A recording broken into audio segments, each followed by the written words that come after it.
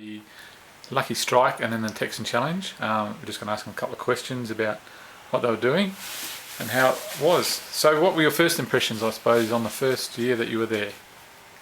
Well, it was unbelievable. I couldn't believe that these guys were going to spend all those hours and hours and hours out at sea and then finally come in at this absolutely horrific place called Woody Cape.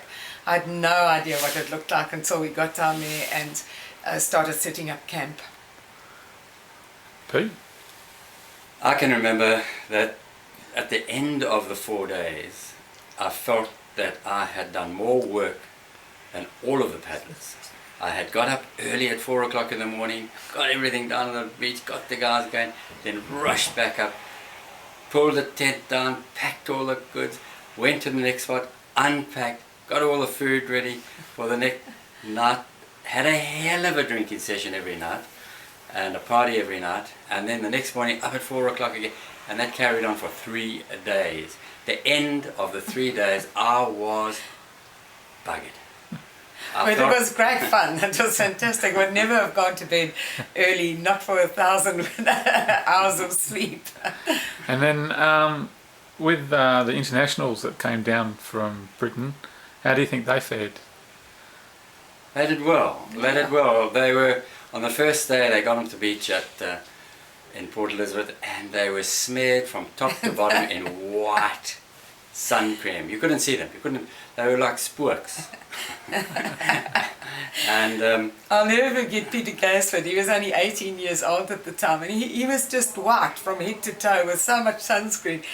And the other thing that I remember was with the Welsh guys is that we were so worried about one of the team because they came a cropper on their ski, and one of the guys turned around and went back again to help them. And I'll never forget how that sort of camaraderie where they wouldn't leave him because his boat was sinking, and they made sure that he was okay until the boats got to them. That type of thing was excellent.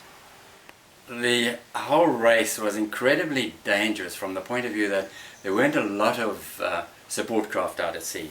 And one year the west wind was blowing an absolute gale. The sand was horizontal on the beach, and the surfer, one particular overseas competitor, he went right past Fish River, which was a stop-off point, and he was lost for 8 hours.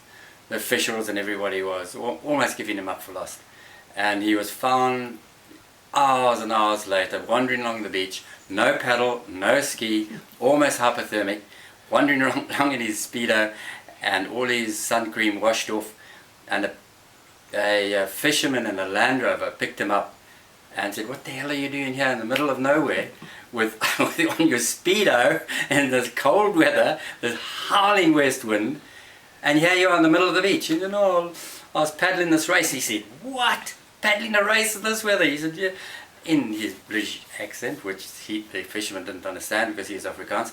And eventually he brought him back to Fish River, and he had to be carted off to hospital. But the support team with the medical support teams were absolutely fantastic. Miles Parker, Peter Swartz and the guys. And we had a lot of physiotherapists with us and young nurses and that.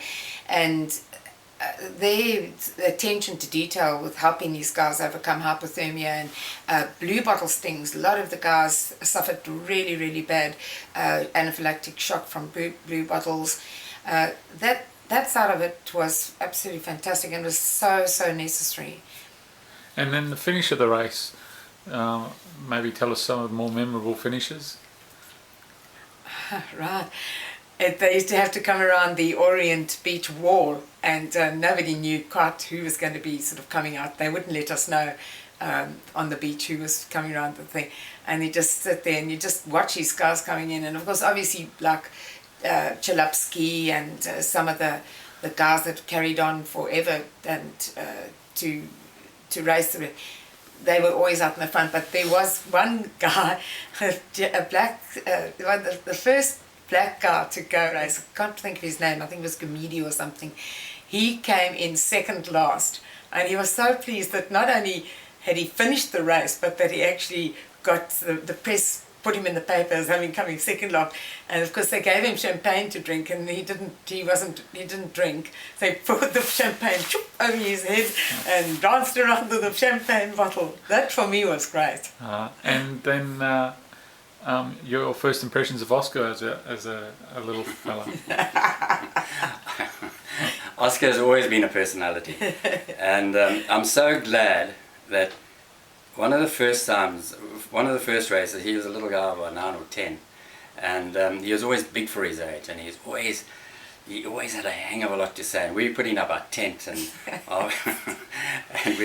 and Oscar was around there supervising and telling me where to put the pegs in and how to put the pegs in. And I'm so glad now that I never gave him the clout I wanted to give him, because he is about 10 foot tall, and he'd come here and murder the hell out of me. And we used to have fun now, especially for some reason Hamburg was always a good night. I think a lot of guys have fallen out of the race by then, so we used to have fantastic bras in Hamburg, and Johnny drink Kahlua and coffee all night as well. The Hamburger.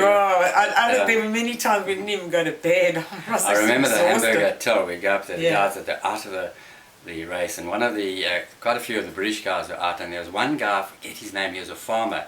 He had arms like a tree trunk, and he was always smiling. Gareth Edwards, I don't think so. He was Gruff. No, it wasn't Gruff. He wasn't a big guy, he just has a massive arm, and he challenged everybody to arm wrestling.